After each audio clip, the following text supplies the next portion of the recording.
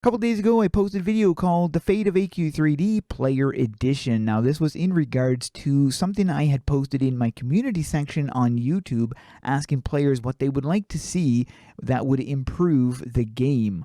Went through 129 comments, which of course I edited it down to like a 30-minute video, and this video has gotten over 100 comments, some of which have provided feedback in regards to what they would like to see in the game. So this is going to be part 2 of the video. The devs are killing their own game by thinking 40-hour grinds count as entertainment and content. I work 60 hours a week. I play games to be entertained, not to basically work a second job that treats me like a factory worker. They need to increase the drop rates, lowering the difficulty of farming in AQ3D. We play games for fun and not slaving away our lives for a single weapon. My friends are dropping out of the game. And so this is two people who have basically pointed out the grindiness of AQ3D, which is obviously a flaw. The comment about ads is right. I found this game by accident back in 2017 and haven't seen a single ad for it yet. The fact that it is actually free to play would get people to try it. The current version of AQ3D is not solo player friendly. I'm talking about the boss arenas, the dungeons, which drops the updated equipment, or even the previous ones. Even some daily dungeons is a task beating alone. This can be a good thing if the player base are in the thousands of all the times, but when it's only in the hundreds and still being divided into 3 servers, waiting for other players to join public dungeons is basically a waiting game. Most of their content only works with high player base. Now this makes me curious how many people are online right now as of the filming of this video. So on the Red Dragon, it's hard to read this is using the API here, but the Red Dragon has 569 people on it, and Blue Dragon only has 68 people on it. Green Dragon has 84 people on it, and then the Gold Dragon has 99 people. So there's less than 1,000 people on right now. It has become pointless for the community to even try to be heard because the developers in charge have closed their doors, having noise-canceling headphones and blinders on, the management and Arctics especially, and then highlighted a moment in the video at 1748. For me, it all went downhill when they added scaling. This was a big thing. This is one of the big things to me that really killed AQ3D was scaling. When that introduced, I feel that just everything dropped off hard right around the time that they added scaling. I appreciate you reading and including my comment. You are very welcome. I do think it's insane for people to suggest canning all of AE's older games just because they're old. AE can't afford to rely on AQ3D in its current state, and their older games still have thousands of active players. Not to mention, shutting down games like AQ World and Dragon Fable would upset the people who are here for nostalgia. And that is very true. I don't agree with shutting down the older games either, because there are separate teams that work on each game. So it's not like AQ3D's going to impact any of those games. Same with those games. None of those games, just if they dropped those games, those developers working on those games aren't going to come over to AQ3D because they're not Unity developers. You need Unity developers working on AQ3D. Too much RNG BS in the game. It makes grinds so dreadful. Would be cool to change the color of your armor in the barber shop or the tailor stand. A bit more variety within classes, like using your shield to actually block for a boost of def for a short duration of time. Oh, that'd be interesting. Active battle pets would be cool, and more bank slots acquired by quests. Yeah, actually, I agree with that as well. I think there should be more bank vaults or bank slots available for the free players, because after a certain while, the amount of vaults you have can fill up very, very quickly, and having battle pets would be awesome. Maybe if Arctix watches this, he will see what he's actually doing to his fan base and actually do what his fans are asking and suggesting, because they don't step up in for a year, it's probably going to be dead. Because if they don't step it up in a year, it's probably going to be dead. I see. Game is garbage without decent update. Most weekly updates are trash, cosmetic milking players to wait half a year or more for content. PvP guy has a point. PvP guy? Oh, okay. So PvP guy has a point. They should reward certain participatory actions. I don't know if I said that right. Like if you're the only one capping nodes, they should give like 10 marks per node capped. Wow. So you don't feel so useless when your team just runs around kill chasing. You mean get marks for actually capturing. I really enjoyed the fishing release where it had us go back to old zones, some of which I had never explored. I wish they did more with the materials we got from it. To further expand on this, they could add mining and woodcutting to allow us to get different building materials for our houses. This was the original plan, was to have mining and woodcutting as well as fishing in it, and then you would be using those trade skills to build your house. That was, or to assist in building your house. That was the original idea. Unfortunately, the developer that was working on mining, or never got it off the ground really, but he was going to be working on mining, unfortunately doesn't work for the company anymore. So that whole thing just kind of ended, which is really unfortunate. They really need to improve traveling. There's too many areas where you have to walk through an entire location just to turn in a quest. So most of the game time is spent walking. Also would be good if there were many more skills for each class to unlock or upgrade after leveling your class, creating a more customizable experience. I also agree with the time walking. There is a lot of walking and a lot of going from one end to the map to the other end of the map, things like that. So yeah, I would definitely like to see a way of improving the travel ability. Almost 4 months after the last Nulgath update in January, they don't still update the Empower quest for level 45. Yeah, we're still waiting on that. Thank you for forwarding players' voices so it can reach more people. It is my pleasure. I just recently returned after not having played roughly around the beginning of the Nulgath saga. I am enjoying the grind because there's so much for me to do, but it's way too complicated. Hopefully, once we get into the new saga, things start getting better, but they really should reevaluate this weekly release thing. It's clearly not enough time for their small team to put out quality content. I want this game to succeed, but I gotta imagine AE's resources are stretched thin between all their games they actively update and working on AQ World Infinity. I hope they change the class farming much like AQ World, where every tier classes are stronger than the former. It just makes no sense if a tier 2 class has pretty much the same performance comparing to the tier 1s. And this is what I agree with.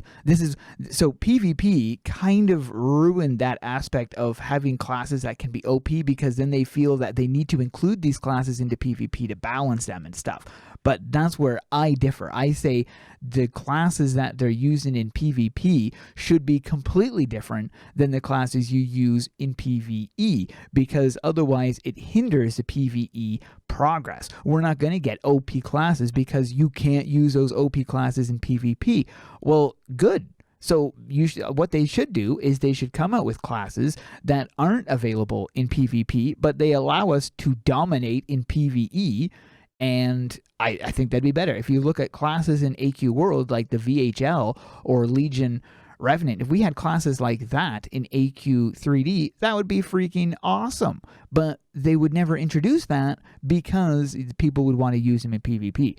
What they should do is keep a division between PvP and PvE. So that way, the classes that are balanced for PvP aren't going to impact PvE in any way. So we can have OP classes that deal tons amount of damage, and it's not going to matter because they don't need to be balanced with the other classes because they're a higher tier. That's what they should do. So Berserker would be stronger than any of the tier 1 classes because it's a tier 2. Samurai, which should have been tier 2, could be equivalent. The next class they come out that's OP could also be a tier 3 or something if they wouldn't have to worry about balancing it for PvP, but unfortunately that's just not the way it works. So I don't know if we'll ever get outbalanced classes. It's hard to say. AQ3D needs a dedicated writer, and this is something that was already previously brought up, and I agree. I think if they had a dedicated writer that focused on the overall story as well as the little ones that could all kind of merge into one big grand story, I think that'd be really cool. More classes to play around with, definitely. More sets for classes to use their tokens on. That is true. We do have an abundant amount of tokens. PvP updates, and I've seen many people mention that as well. Close up some sagas and add actual new areas, not just mini reused asset maps. No more class skins. That's not the equivalent of new classes. That is more paywalled. Oh, cosmetics. You know what? Okay, so I did mention in my video how I would like to see more class skins, and I do, because I see the potential of class skins being able to do something very different than the original class that it's based on. I see what you mean though, because class skins do cost dragon crystals. I wasn't thinking about how to obtain it. I was simply thinking about having more things to do. But if it's locked behind a paywall, then that limits the amount of people. So I still want to I'm still pushing for having more class skins, but you are right. There needs to be an alternate way to obtain class skins, or at least to have class skins be available to everybody, either through some kind of farm or something. It's way too grindy for the main quest for especially Nolgath, and personally, they make it kind of hard for new players to get the endgame armor between how many pets you need to buy and how much it doesn't really pay off. So that's another thing I've heard, is the trade-off isn't worth it for some people, which I can understand that. The biggest thing that AQ3D needs to improve is the combat. The mob AI movement is clunky. They rather put red circles on the ground rather than make enemies attack animations. The class variety is fine, but it lacks build variety. You literally have one build for all the classes, and that is the best endgame gear. And the entire skill set needs to feel more impactful.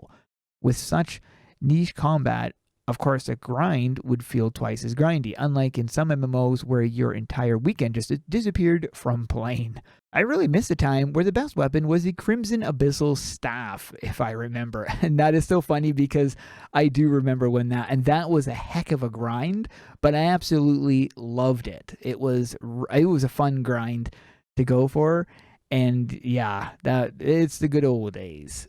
I believe Artix mentioned that they have to keep weekly releases to stay relevant, and that missing more than 2 weeks would mean they drop off in the strength of their game or something like that. Basically, we have to keep up the weekly updates. Reasons I'm forgetting, but something numbers behind the game. This was in response to me bringing up or asking, why not take a week or two off if a given release needs more polish?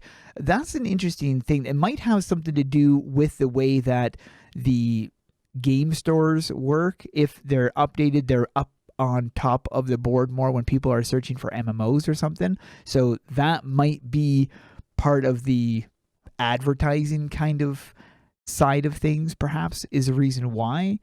110 or so, with you admitting that what you do makes little changes is not a you issue. You and maybe a few other content creators might have brought up issues regarding AQ3D before, but it did little to bring attention or talking points to consider. It's sometimes the higher-ups at Artix not listening to their own devs who know better sometimes. This is not a jab at Artix as a person, but rather as a CEO project lead for AQ3D. Again, not a personal attack. When I say he kind of needs to slow down and evaluate the prospect of slowing down, or just being a bit more transparent with the idea of maybe a release every other week, if it helps the releases bump up the quality and maybe in turn the game's ability to be more enjoyable.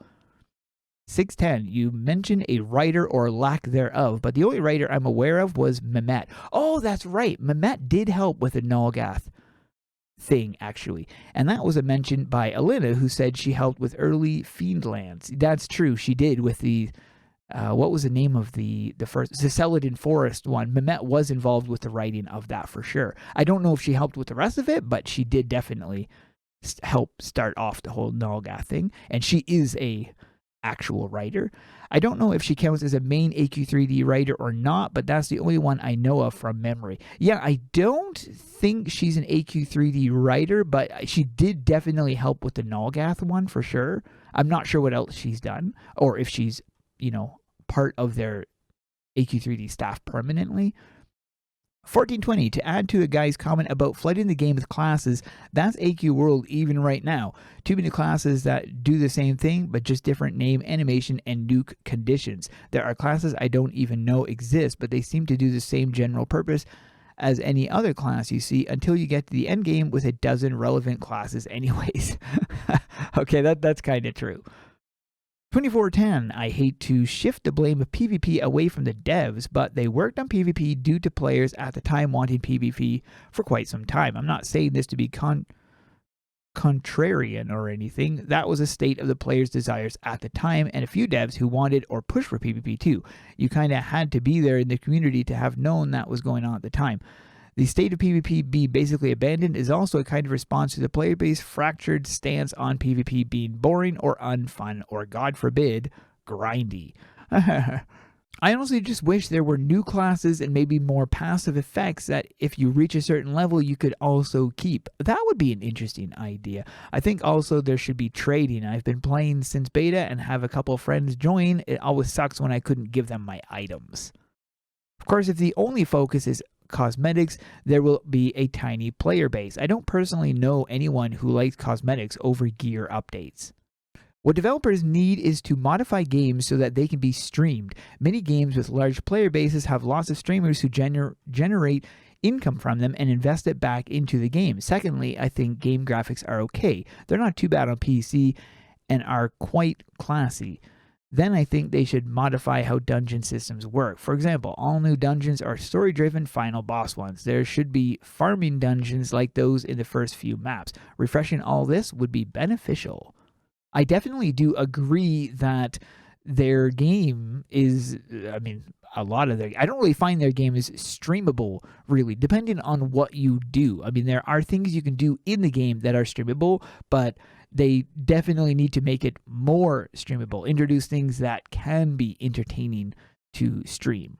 They need to introduce a guild versus guild mode where where people join a map and battle it out until one guild prevails. The reason why I dropped this game like last 2020 was because there's no PvP, the drops are horrendous, and the lack of content and social interactions with other actual people in game other than asking to form a farming party. It'd be nice to find a lot of active players and play with them aside of just hitting the same mob over and over.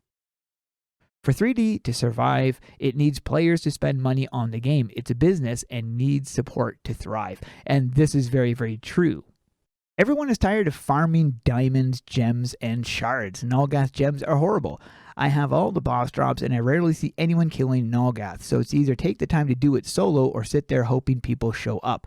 Housing is just a giant waste of time. You spend real money, make it look cool, and there's zero benefit to your character or gameplay. Well, I would say there is benefit to the gameplay because it's fun to build stuff and show other people what you've built, so I would say in that sense it is kind of gameplay. I was hoping it would add to your character like having a guild. I really like having my own guild. The extra buffs are nice, but I wasn't expecting it to max at level 45. Raising the level cap to 50 would be cool. I also agree. The level cap of the guild would be definitely cool to have it raised higher, but I do enjoy having the perks. The bad thing with this news, more people are just going to leave. No one wants to invest in a lost cause. It took 2022 off for the most part.